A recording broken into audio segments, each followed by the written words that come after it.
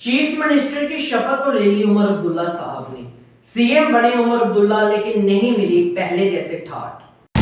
हमारे देश के एक सीनियर लीडर अवैसुद्दीन ओवैसी ने यहां तक कह दिया कि अपनी मर्जी से एक चपड़ासी भी नियुक्त नहीं कर सकते हैं जम्मू कश्मीर के मुख्यमंत्री उमर अब्दुल्ला साहब। तो अगर आप ध्यान से इस चीज को समझो तो लॉ एंड ऑर्डर की जो परिस्थितियां हैं, लॉ एंड ऑर्डर की जो पावर्स है, वो अभी भी एलजी के पास ही है और एलजी को अपॉइंट करती है central government.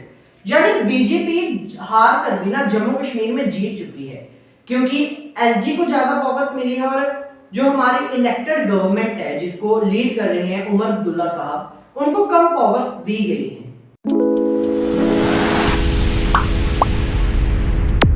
Hi everyone, this is Gaurav Mahajan and welcome back to our YouTube channel Combine Education। दोस्तों, स्वागत है आपका एक और स्पेशल एपिसोड में जम्मू कश्मीर पॉलिटिक्स से जुड़े हुए। आज जम्मू कश्मीर की एक इंपॉर्टेंट टॉपिक पे हम बात करने वाले हैं। टॉपिक ये है कि सीएम बने उमर अब्दुल्ला साहब, लेकिन नहीं मिले पहले वाले ठाट। अभी भी जम्मू कश्मीर को इनडायरेक्टली सेंटर गवर्नमेंट रूल कर रही है। ये क्यों कह रहा हूं मैं इस चीज को ना पहले ध्यान से समझो। देखो, हमारी अब जो जम्मू कश्मीर है ना, ये यूटी है ना कि स्टेट है। और अगर हम यूटी की बात करें, आर्टिकल 239 क्लॉज ए की बात करें, तो दिल्ली और पुडुचेरी की तरह हमारे जम्मू कश्मीर में भी लोगों के द्वारा इलेक्टेड चीफ मिनिस्टर होगा, लेकिन सेंटर के द्वारा भेजा गया एलजी भी होगा। और आर्टिकल 239 ए जो 1962 में हमारे कॉन्स्टिट्यूशन में ऐड हुआ था, उसके तहत ये चीज आती है कि एलजी को, लेफ्टिनेंट गवर्नर को, जिसको सेंटर अपॉइंट करता है, उसके पास ज्यादा पावर्स रहेगी। और हमारे जम्मू कश्मीर में ये चीजें होती नहीं आ रही थी, लेकिन अभी आर्टिकल 370 के रिमूवल के बाद 2024 में चुनाव हुए, यूटी में पहली बार चुनाव हुए, जिसके तहत अब उमर अब्दुल्ला साहब सीएम तो बन गए हैं, लेकिन पहले वाली आयाशी, पहले वाले ठाट बाट उन्हें मिलेंगे नहीं।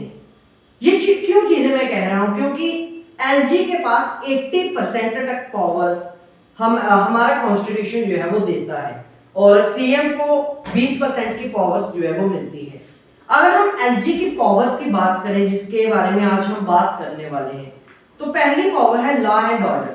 यानी जम्मू कश्मीर में लॉ से जुड़े और मतलब शांति से जुड़े, सिक्योरिटी से जुड़े जो भी टॉपिक्स है, जो भी इश्यूज है, उन पे अगर कोई एक्शन लेना है, उन पे अगर कोई लॉ बनाना है, तो वो पावर सारी एलजी के पास है, लेफ्टिनेंट गवर्नर के पास है। दूसरा, ब्यूरोक्रेसी एंड पुलिस, जो हमारे जम्मू कश्मीर में आईएएस आईपीएस हैं, जेकेएएस ऑफिसर हैं, तहसीलदार हैं, पुलिस कर्मी हैं, इनको डायरेक्ट करने का पावर जो है वो एलजी के पास है। मतलब लेफ्टिनेंट गवर्नर के पास है कि कौन से पुलिस वाले को कहां पे ट्रांसफर करना है, कहां पे ज्यादा पुलिस भेजनी है, ब्यूरोक्रेसी को किस तरह से चलाना है, ये पावर भी हमारे जम्मू कश्मीर में एलजी के पास है। तीसरी चीज आती है लैंड लॉज। जितने भी लॉज हैं जो लैंड से जुड़े हुए हैं, जमीनों से जुड़े हुए हैं, वो सारी पावर एलजी के पास है।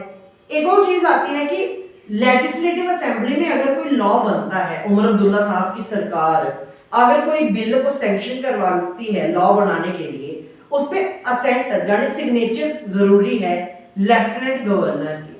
अगर एलजी चाहता है उस चीज को साइन करना, उस लॉ को बनाना, तभी लॉ बनेगा, अदरवाइज नहीं बनेगा। और ये क्यों चीज कही जा रही है कि इनडायरेक्टली जम्मू कश्मीर को भारतीय जनता पार्टी कंट्रोल कर रही है। सेंटर में जो सरकार है वो है एनडीए अलायंस, जिसको लीड कर रहे हैं श्री नरेंद्र मोदी जी, जो भारतीय जनता पार्टी से आते हैं। अब भारतीय जनता पार्टी क्या करेगी, जम्मू कश्मीर में अपना उनका एलजी है, इस समय मनोज सिन्हा जी है। अब मनोज सिन्हा जी के पास इतनी सारी पावर्स दी गई है, कुछ हद तक पावर्स सीएम के पास भी रहेगी। लाइक लॉ बनाना है तो लॉ बनाओ, बिल पास करो आप असेंबली में, लेकिन अगर वो बिल लॉ बनना चाहता है, अगर आप उस बिल को लॉ बनाना चाहते हो, तो आपको जो एलजी है उसका सैंक्शन जरूरी है। अब अगर सैंक्शन एलजी दे रहा है, मतलब एलजी पहले सेंटर लेवल पे बात करेगा, कि ये लॉ बन रहा है, इस पे सैंक्शन देना है या नहीं। अगर सेंटर से ऑर्डर आता है कि हाँ भाई सैंक्शन दे दो, तभी हमारे एलजी साहब उसको असेंटर प्रोवाइड करवाएंगे। अगर सेंटर से ऑर्डर आता है कि असेंटर नहीं देना, साइन नहीं देना, सैंक्शन नहीं देना, हमारे एलजी साहब कभी भी सैंक्शन नहीं लगा सकते उस चीज को। तो एक ऐसी सरकार जहां पे इलेक्टेड किए गए रिप्रेजेंटेटिव्स के पास कम पावर है, लेकिन जो एलजी है उसके पास ज्यादा पावर है, एक डेमोक्रेटिक कंट्री में मुझे नहीं लगता कि ये मुनासिब बात है। लेकिन 1962 में ये प्रोविजन आर्टिकल 239 कॉन्स्टिट्यूशन में हमारे ऐड हुआ था। दिल्ली में भी, पुडुचेरी में भी यही चीजें होती आ रही है, लेकिन दुख इनको जम्मू कश्मीर का हो रहा है। और उसके पीछे रीजन पता क्या है? रीजन ये है कि दिल्ली हो, पुडुचेरी हो, वहां पे कोई खानदानी राज चलता नहीं आ रहा, लेकिन जम्मू कश्मीर में एक दो फैमिलीज ऐसी हैं जहां जिनका ना राज चलता आया है जम्मू कश्मीर में।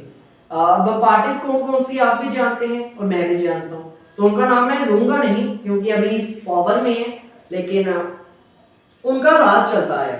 अब 7वीं बार अब्दुल्ला सरकार जो है वो हमारे जम्मू कश्मीर में बनी है, लेकिन मुझे ऐसा लगता है कि ये सब ऐसा समय होगा जब हमारे उमर अब्दुल्ला साहब, सीएम साहब, प्रधानमंत्री के साथ अच्छे रिलेशन रखने की कोशिश करेंगे, क्योंकि उमर अब्दुल्ला साहब को ये चीज पता है कि अगर यूटी को चलाना है तो सेंटर के साथ रिलेशन अच्छे रखने की जरूरत है। So here it is. यहाँ पे हमने बात कर ली एलजी की पावर्स की और उमर अब्दुल्ला साहब की क्या कंडीशन है उसके बारे में, और जो बयान कहा था अवैसुद्दीन ओवैसी ने कि अपनी मर्जी से एक चपड़ासी भी नियुक्त नहीं कर सकते उमर अब्दुल्ला साहब, वो उन्होंने इस संदर्भ में कहा था कि जम्मू कश्मीर को जो आर्टिकल 370 स्पेशल प्रोविजन देता था वो छीन लिया गया है, वो एबॉलिश कर दिया गया है, जिसके तहत अब सीएम साहब की पावर, उमर अब्दुल्ला साहब की पावर लिमिटेड है। तो दोस्तों आज की इस वीडियो में बस इतना ही।